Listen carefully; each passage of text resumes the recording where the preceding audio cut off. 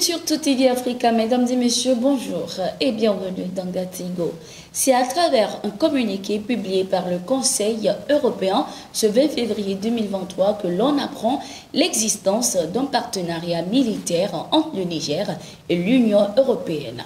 Selon le communiqué, cette charte de partenariat permettra au Niger de lutter contre le terrorisme dans le pays. Le Conseil lance aujourd'hui une mission de partenariat militaire de la politique de sécurité et de défense commune PSDC au Niger afin de soutenir le pays dans sa lutte contre les groupes armés terroristes, lit-on dans la note. Selon le Conseil européen, le UMPM au Niger soutiendra notamment la mise en place du centre de formation des techniciens des forces armées et fournira des conseils et des formations spécialisées sur demande aux spécialistes des forces armées nigériennes et soutiendra la création de nouveaux bataillons de communication et d'aide au commandement.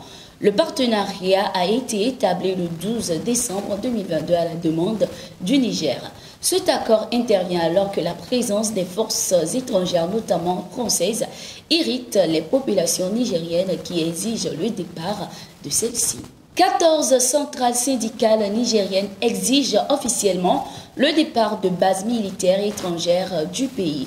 Cette annonce a été faite par ces syndicats ce 18 février 2023. Ces associations regroupées au sein d'un cadre dénommé UAS Niger, Unité d'action syndicale du Niger, justifient leur position par la recrudescence des attaques djihadistes malgré la forte présence militaire étrangère. L'unité d'action syndicale du Niger condamne avec la dernière énergie les exactions commises sur les populations civiles et militaires par des groupes armés non étatiques qui continuent d'endeuiller notre pays malgré la présence de plusieurs bases militaires étrangères installées sur notre territoire. Nous exigeons le départ de ces militaires étrangers et ce dans un bref délai, sinon ils seront responsables de ce qui leur arriverait, indique l'UAS. Le Niger fait face depuis 2015 à des attaques terroristes de Boko Haram sur les frontières Est et Sud avec le Nigeria et le Tchad et Ouest avec le Mali et le Burkina Faso. Le pays abrite aussi plusieurs bases militaires étrangères, notamment françaises, censées l'appuyer dans la lutte contre le terrorisme. Après leur départ du Mali, de la Centrafrique et du Burkina Faso, les forces françaises se sont rabattues sur le Niger avec plus de 2000 soldats présents sur ce territoire. Je suis africain, je suis togolais.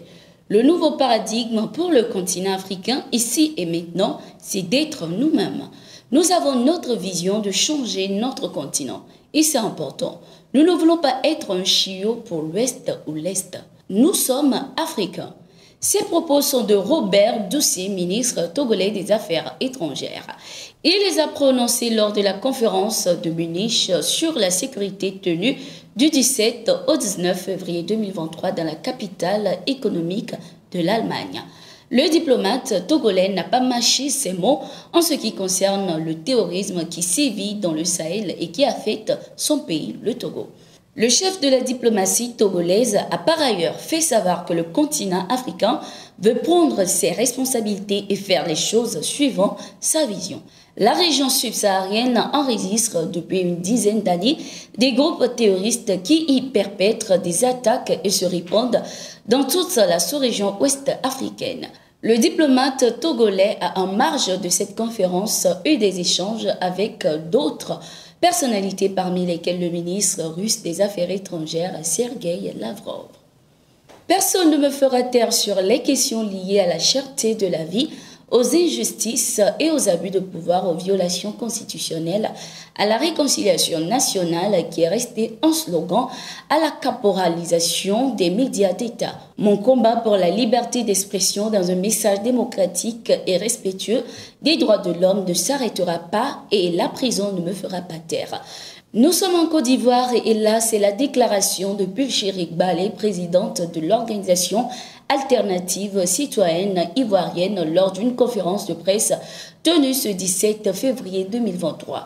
Selon l'activiste, cette conférence avait pour but d'exprimer toute sa gratitude à l'endroit de toutes ces personnes qui l'ont soutenu lors de son incarcération. Cependant, Pulcherik Balé n'a pas hésité à clarifier certains points à propos de sa libération. « Me voilà en liberté, mais privé d'une partie de mes droits. Il m'a été interdit par la justice de mon pays de tenir des propos en relation avec les faits qui ont justifié ma dernière incarcération, de même que d'autres interdictions dont je n'ai pas le droit d'en parler. Les maux qui minent notre société sont si légions qu'il lui était inimaginable de me réduire à un silence absolu.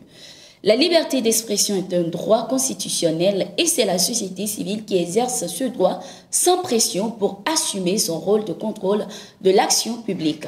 Sachez que je ne trahirai jamais le peuple et je reprendrai la lutte où je l'ai laissée, avait-elle déclaré. La militante des droits de l'homme Pulcherik Balé a été libérée sous condition le 4 février 2023 après avoir été incarcérée durant plus de 5 mois pour entente avec les agents d'une puissance étrangère suite à ses déclarations sur l'affaire des 49 militaires ivoiriens détenus au Mali.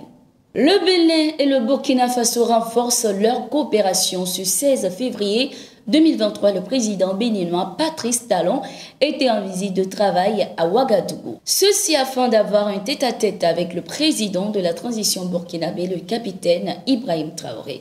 Les discussions entre ces deux chefs d'État ont tourné autour de la situation sécuritaire qui prévaut au niveau des frontières entre le Burkina Faso et le Bénin, marqué par un activisme accru des groupes armés djihadistes. Ce déplacement n'est pas le premier du président Patrice Talon. La récente était en octobre 2017. Le président béninois est à cet effet le premier chef d'État démocratiquement élu à faire le déplacement à Ouagadougou dans le cadre d'une coopération bilatérale depuis le renversement du dernier gouvernement burkinabé le 30 septembre 2022. Merci d'être resté avec nous. C'est la fin de ce numéro de Gatingo. Nous sommes en continu sur nos différentes plateformes et sur notre site d'information, le www.toafrica.com.